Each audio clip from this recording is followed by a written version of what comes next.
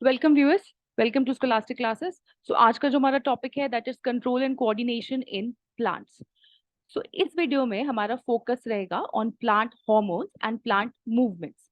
अब जैसे हम अपनी प्रीवियस दो वीडियोस में ऑलरेडी डिस्कस कर चुके हैं अबाउट एनिमल्स एंड ह्यूमंस कि उनमें एंडोक्राइन सिस्टम और नर्वस सिस्टम प्रेजेंट होता है ताकि वो अपने एक्सटर्नल एनवायरनमेंट में जो भी स्टिमुलाई है उनको लेकर रिस्पॉन्ड कर सके, राइट। लेकिन प्लांट्स में वो दोनों सिस्टम प्रेजेंट नहीं होते हैं।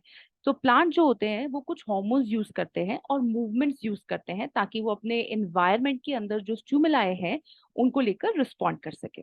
सो सबसे पहले हम स्टार्ट करने वाले हैं प्लांट मूवमेंट्स से। सो प्लांट्स में दो तरह की मूवमेंट्स होती हैं। One is the nastic movement and other one is the trophic movements. Nastic movements को हम नेस्टीज भी बोलते हैं, ठीक है। सो सबसे पहले समझते हैं स्टिमुलस। स्टिमुलस मतलब जो भी हमारे इन्वायरमेंट में चेंज हो रहा है उसको लेकर जो प्लांट्स हैं वो कैसे रिस्पॉन्ड कर रहे हैं या रिएक्ट कर रहे हैं, राइट। सो स्टिमुलस जो हो सकता है वो लाइट की फॉर्म में हो सकता है, वाटर की फॉर्म में हो सकता है, टच की फॉर्म में या ग्रेविटी की फॉर्म में भी हो सकता है। सो नेस्टिक मूवमेंट्स के अंदर क्या होता है, जो भी स्टिमुलस की डायरेक्शन है वो ये डिसाइड नहीं करता कि रिस्पॉन्स की डायरेक्शन क्या होगी। तभी हम नेस्टिक मूवमेंट्स को नॉन डायरेक्शनल मूवमेंट्स भी बोलते हैं, right. And on the other side जो ट्रोपिक मूवमेंट्स है या फिर जिसे हम ट्रोपिज्म बोलते हैं, उसके अंदर जो स्टिमुलस की डायरेक्शन है वो डिसाइड करती है या वो डिटरमिन करती है कि रिस्पॉन्स की डायरेक्शन क्या होगी। So major difference between nastic movements and tropic movements हो गया ये जो भी हमने डिस्कस किया। इसका मतलब हम ये बोल सकते हैं कि जो नेस्टिक मूवमेंट्स होती हैं वो नॉन डायरेक्शनल होती है और जो ट्रोपिक मूवमेंट्स होती हैं वो डायरेक्शनल मूवमेंट होती है। आइए अब डिटेल में पढ़ते हैं इन दोनों टाइप ऑफ मूवमेंट्स के बारे में। सबसे पहले हम स्टार्ट करेंगे विद ट्रोपिज्म। ट्रोपिज्म मतलब ट्रोपिक मूवमेंट्स। तो जब प्लांट का पार्ट जो है उसकी मूवमेंट एक्सटर्नल स्टिमुलाई के रिस्पॉन्स में हो रही है, that is tropism. Plant parts में मतलब जैसे कि लीव्स है, शूट्स हो गए, रूट हो गया, फ्लावर्स हो गए, ये सब प्लांट के पार्ट्स हैं। तो इनकी मूवमेंट जो है एक्सटर्नल स्टिमुलाई के डायरेक्शन में हो रहा है। So these are called tropism. So these kind of movements, these are important for the growth and survival of the plant. अब देखते हैं कि दो तरह की ट्रोपिज्म्स होते हैं। One is the positive tropism and other one is the negative tropism. So इसका मतलब क्या है? पॉजिटिव ट्रोपिज्म का मतलब है जब प्लांट का जो पार्ट है वो ग्रो कर रहा है टूवर्ड्स द स्टिमुलस, तब हम बोलते हैं कि वो पॉजिटिव ट्रोपिज्म है। लेकिन जब प्लांट पार्ट की ग्रोथ जो हो रही है वो स्टिमुलस से दूर हो रही है, मतलब ऑपोजिट डायरेक्शन में हो रही है, it is away from the stimulus, तब हम बोलते हैं कि वो नेगेटिव ट्रोपिज्म है।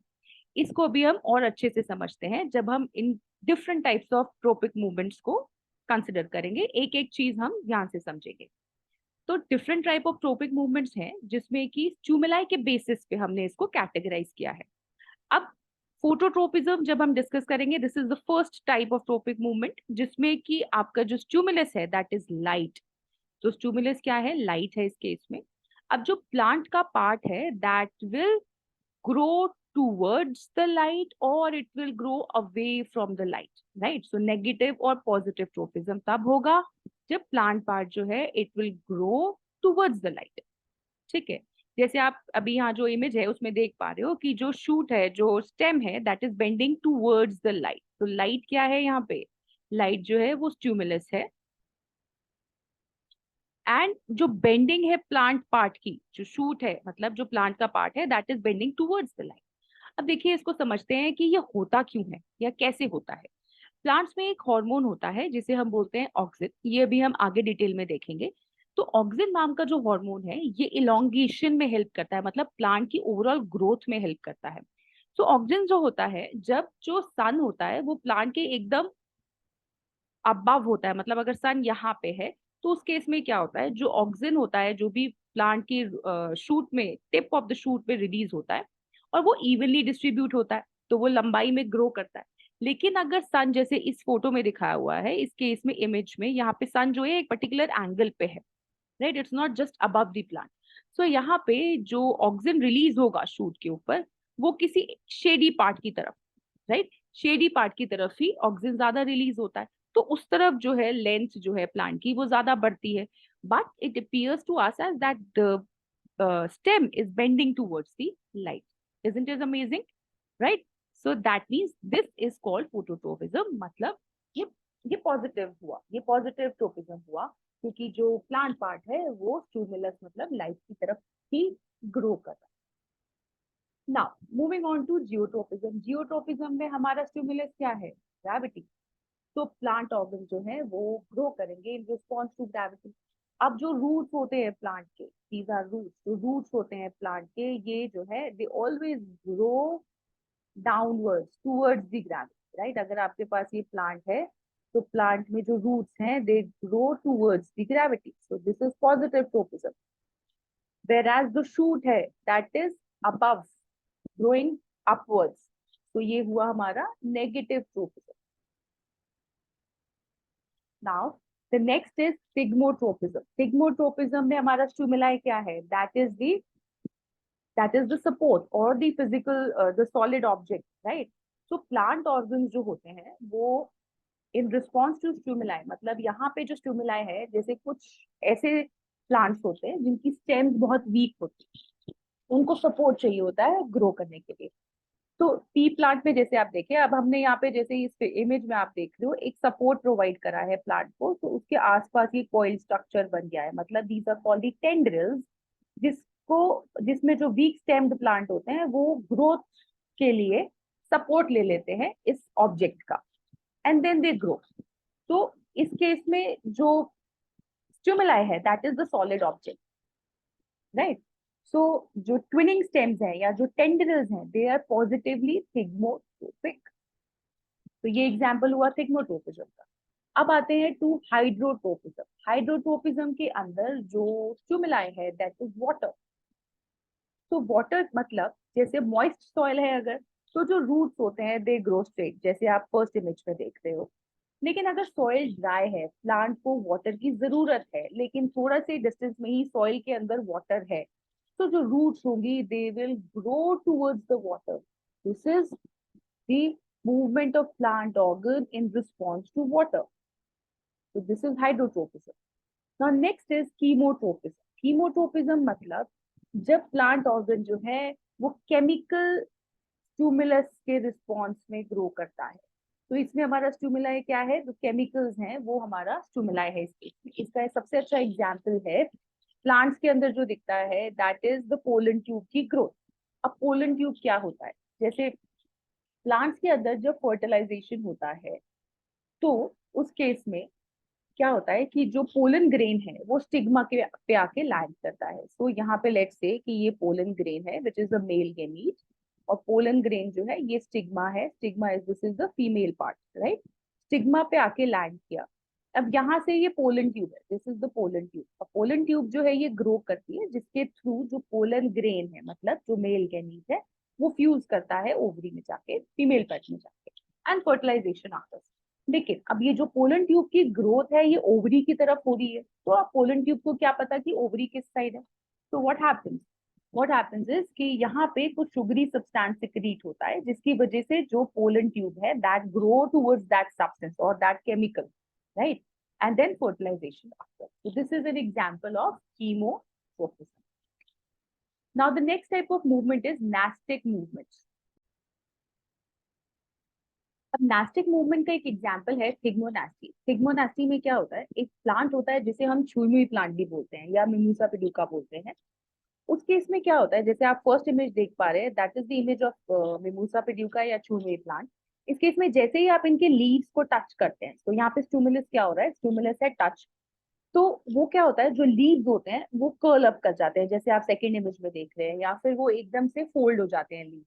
सो in response to the stimulus, तो होता क्या है कि उसमें जो सेल्स होते हैं, जो लीव के सेल्स होते हैं, दे लूज वाटर, एंड कुछ टाइम बाद वो वापस अपनी ओरिजिनल पोजीशन में आ जाते हैं जब वाटर उनमें they gain water. When they gain water then they move back to their original position. तो यहाँ पे ये एक एग्जांपल है नास्टिक मूवमेंट का. मतलब direction of stimulus is not determining the response of the plant part, right?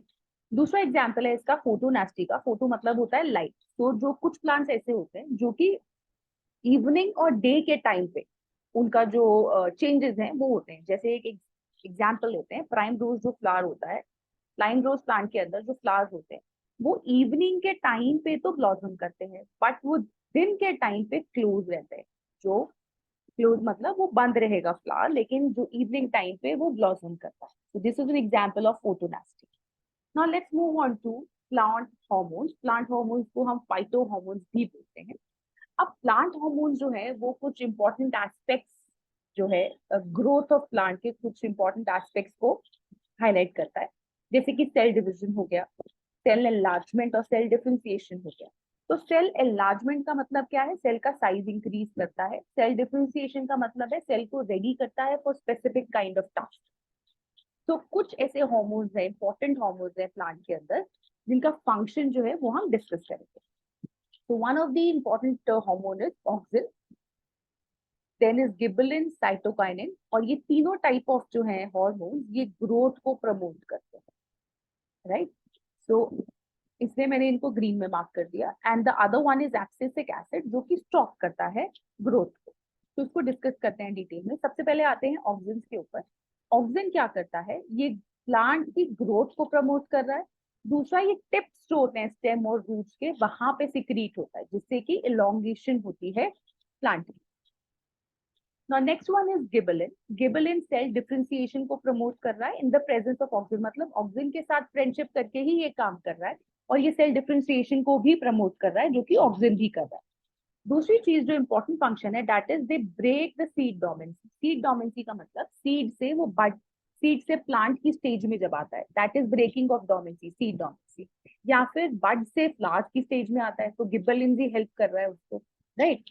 So this is one of the very important function of gibberellin.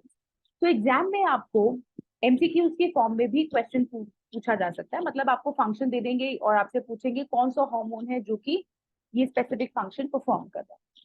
Now the next kind of plant hormone is cytokinin. Cytokinin भी cell division में help कर रहा है। दूसरा जो important function है cytokinin के, कि वो लीव्स की एजिंग को डिले करता है। And one of the important function is the opening of stomata. मतलब जो स्टोमेटा होता है, स्टोमेटा क्या होते हैं? They are the small pores on the surface of the leaf, जिसके थ्रू गैसेस एक्सचेंज हो रहा है।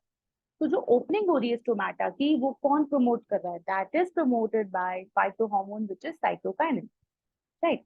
दूसरा, ये फ्रूट ग्रोथ में भी हेल्प करता है। Now these all three hormones जो अभी हमने डिस्कस करे हैं, ये सारे प्रमोट कर रहे हैं ग्रोथ को। अब आते हैं to the abscisic acid. Abscisic acid क्या करता है? ये एक ग्रोथ इनिबिटर है, राइट? दूसरा, ये जो डोरमेंसी होती है सीड्स के अंदर और बर्ड्स के अंदर, उसको प्रमोट करता है। मतलब सीड सीड रहे और बड बड रहे, उसको प्रमोट कर रहा है। Now the next function is it helps in the closing of stomata. जैसे हमने देखा साइटोकाइनिन के केस में, वो ओपनिंग ऑफ स्टोमेटा को प्रमोट कर रहा है। ये क्या कर रहा है? ये क्लोजिंग ऑफ स्टोमेटा को प्रमोट कर रहा है। नेक्स्ट फंक्शन इज ये wilting and falling of leaves को भी प्रमोट करता है। इस हार्मोन की प्रेजेंस की वजह से ही जो लीव्स हैं वो झड़ते हैं। दैट इज इवन जो फ्लावर्स और फ्रूट जो है वो भी प्लांट से डिटैच होते हैं ड्यू टू एब्सिसिक एसिड। तो एब्सिसिक एसिड का भी बहुत इंपॉर्टेंट रोल है in the functions of different functions of plant. So I hope आपके बहुत से कॉन्सेप्ट्स जो है प्लांट हार्मोन्स और प्लांट मूवमेंट्स को लेकर क्लियर हुए होंगे। अगर आपको वीडियो पसंद आया तो do like it and share it.